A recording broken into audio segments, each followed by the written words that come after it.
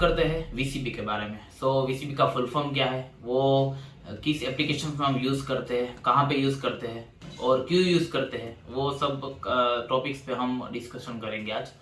सो दोस्तों, आज VCB points इसलिए हम डिस्कस करेंगे क्योंकि हम नेक्स्ट वीडियो उसके मेंटेनेंस पे बनाएंगे। सो वीसीबी का फुल फॉर्म है वैक्यूम सर्किट ब्रेकर। सो ऐसे इलेक्ट्रिकल फील्ड में जो भी होगे उसको पता चल जाएगा कि वीसीबी का जो यूज है वो क्यों होता है। सो वीसीबी का बेसिकली यूज जो होता है वो 11 के फीडर्स में होता है, चाहे भी फिर वो 66 केवी का सबस्टेशन हो, 220 केवी का सबस्टेशन हो या 400 केवी का सबस्टेशन हो, उसमें जो फीडर्स आएंगे 11 केवी के उसमें वीसीबी ही यूज होते हैं। वीसीबी जो है एज अ स्विच काम करता है। सो अभी हम 11 केवी में जो वीसीबी रखते हैं उसमें क्या क्या आता है और कैसे वो सब स्टार्ट होता है। तो सो दोस्तों, तो कोई भी 66 केवी का सबस्टेशन होगा उसमें आउटसाइड जो 66 केवी होगा वहां पे SF6 सर्किट ब्रेकर यूज करते हैं और इंडोर में जो 11 केवी के फीडर्स हो गए उसमें वीसीबीज यूज होते हैं, वीसीबीज यूज करते हैं। सो वैक्यूम सर्किट ब्रेकर है वो कैसा दिखता है, तो अभी आप जो फोटो देख रहे हैं वो 11 केवी का वीसीबी यानी कि वैक्यूम सर्किट ब्रेकर है। सो उसमें क्या क्या आएगा, तो उसमें आगे स्प्रिंग चार्ज डिस्चार्ज का जो है वो आएगा, फिर ऑन ऑफ का बटन आएगा, फिर इमरजेंसी ट्रिपिंग के लिए आएगा और पीछे की साइड जो है उसमें 6 जो रहते हैं और उसमें 3 VI बोटल्स रहती है।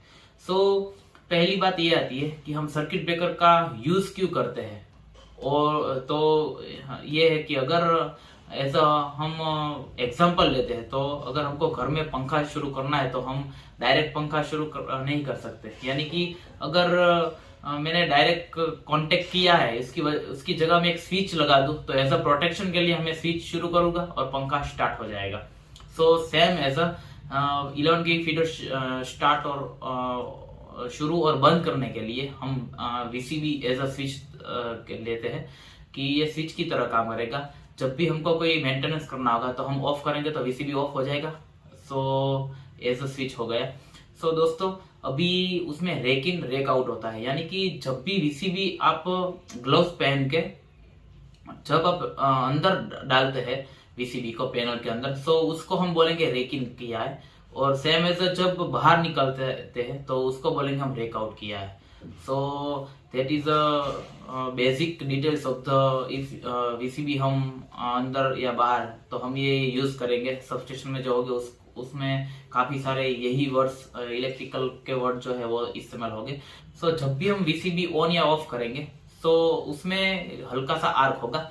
सो क्या है, अगर हम डायरेक्ट एज अ स्विच रखते हैं उसमें तो ये आर्क जो है वो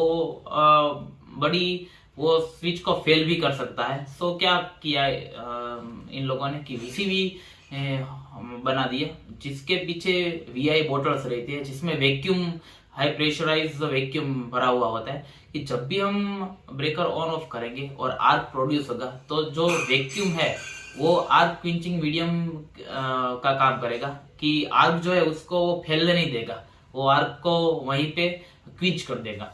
सो दोस्तों, same as SF6 circuit breaker में होता है। आर्क क्विंचिंग मीडियम जो होता है उसमें SF6 गैस का यूज करते हैं कि जब भी 66 केवी यानी कि वो हाई वोल्टेज है, सो उसमें जब भी आर्क होगा तो ये SF6 जो गैस है वो आर्क को क्विंच कर देगा। सेम एज 11 केवी में वैक्यूम होगा। Same as air circuit breaker होगा तो उसमें आर्क क्विंचिंग मीडियम एयर का यूज होता है। सो ऐसे काफी सारे जो भी ब्रेकर्स है उसमें सभी जगह आर्क क्विंचिंग मीडियम जो है उसकी वजह से ये वैक्यूम एयर SF6 वो सब यूज किए होते हैं। और ये जो 11 केवी में वीसीबी जो होते हैं वो मेंटेनेंस फ्री आते हैं, यानी कि उसमें जनरली कोई फॉल्ट आता नहीं है। अगर आता है तो उसमें भी स्प्रिंग डिस्चार्ज चार्ज का कुछ रहता है, वो भी बहुत रेयरली होता है। सो स्प्रिंग डिस्चार्ज चार्ज क्या है, सो अगर आपकी स्प्रिंग चार्ज होगी तो आप ब्रेकर ऑन ऑफ कर सकेंगे, अगर डिस्चार्ज होगी तो आपका ब्रेकर वो होगा नहीं क्योंकि स्प्रिंग आपको चार्ज करनी पड़ेगी सबसे पहले। सो ये है वीसीबी, और उसके पीछे जो 6 जो रहते हैं, जो कॉन्टेक्ट जो आप फोटो देख रहे हैं, सो उसमें पीछे की तरह ये 6 जो रहते हैं जो डायरेक्ट हम रेक इन करेंगे वीसीबी को तो वो डायरेक्ट वहां पर कनेक्ट होगा हमारे केबल्स में। So same as VCB connect हुआ, वहां पे केबल लगे हुए हैं, यहाँ पे जो है वो जो कनेक्ट हो गए, केबल से हम पावर सप्लाई शुरू कर देंगे। सो दोस्तों ये था वीसीबी।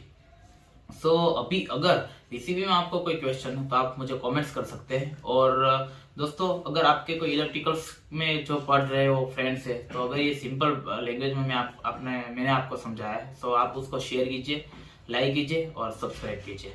Thank you.